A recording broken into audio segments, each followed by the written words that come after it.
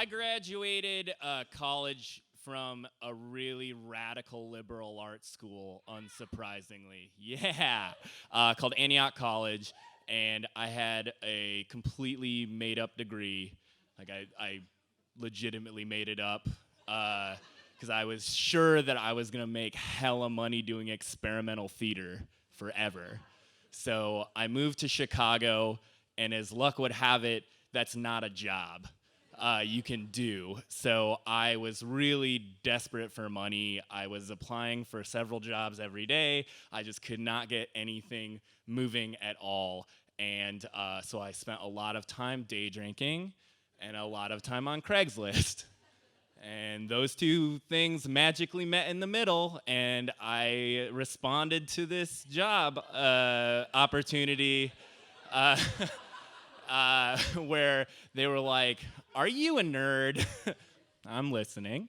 It's like, we're looking for someone in a really cool reality show, and we think we need nerds like you to come out and be on TV and make a ton of money.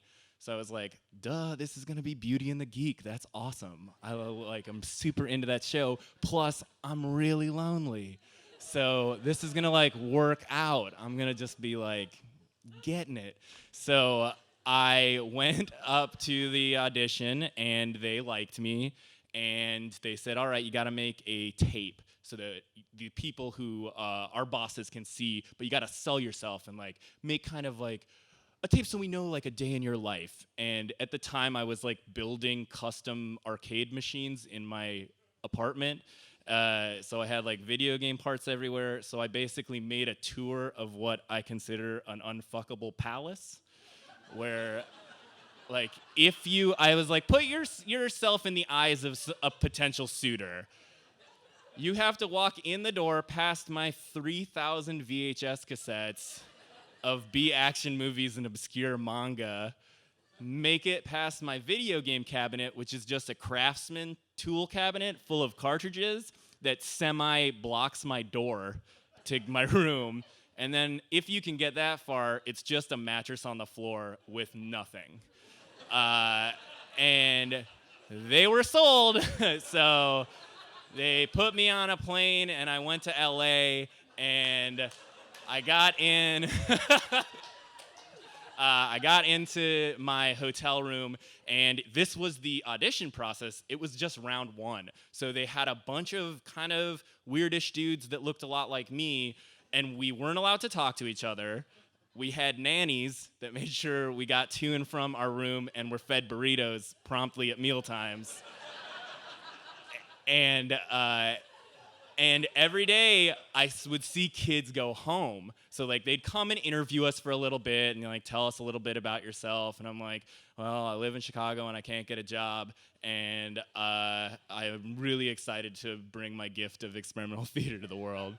And so I kept making it through. And on the last day, it was me and there was only 10 slots. And I was the last cut. And so I shipped back to my sad Chicago life, feeling like I had come so close to the sun. And my roommate comes home, and I'm just do you know what a flip and fuck is? It's one of those little chairs that you turn into a bed, and then they're sad. Well, I was face down on it.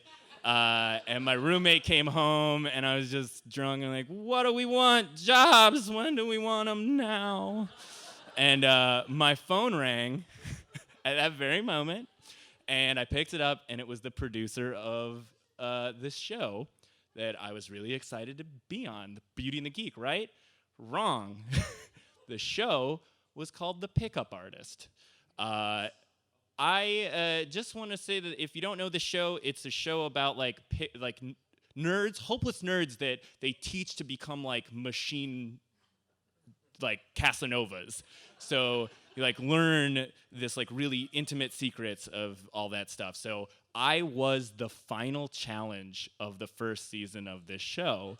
So all the totally undateable dudes were now master pickup artists, and they had to train the most undateable dudes. and they had like one shot. So I was like, all right, I came from this awesome college that really preached a culture of consent and like being rad to women because they're awesome.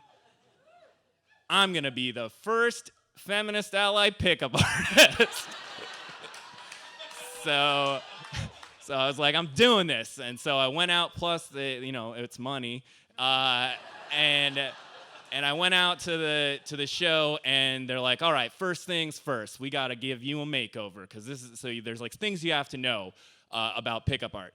Negging, which is where you're like, oh, cool hair, is that your real color? And then you also like need to peacock, and so I wore on my everyday life Cosby sweaters before you couldn't say Cosby sweaters, and I had like curl in my hair that was like this kind of like if an Orthodox Jew had been like half shaved when they're sleeping. It was like a power curl. So I kind of felt I was peacocking. They made me up. They send me out on the final challenge. I'm fighting for this dude Kip. The other dude is fighting for this guy Orlando, and $50,000 are on the line. And my objective is to get 3 women on the couch. I'm like, all right, turn on the charm. Let's do this. And they showed me all the lines I was supposed to say, and they were all awful and racist and homophobic. So I just stuck with, is Herman an unfuckable name? And I said it over and over and over again to everybody there. I got 3 girls on the couch. And the other guy won because they told him to get 3 telephone numbers. So I lost the dude $50,000. I felt kind of bad. I went back to Chicago, and lo and behold, one of the emails I sent had gone through, and I got a job at a karaoke tiki bar. And not a week later, I swear it was like within a month of me starting to work there, who should walk in the door but Neil Strauss, the guy who wrote the game, who is like the pickup god. And he was like, oh, you're that feminist kid that lost that dude $50,000. Thank you.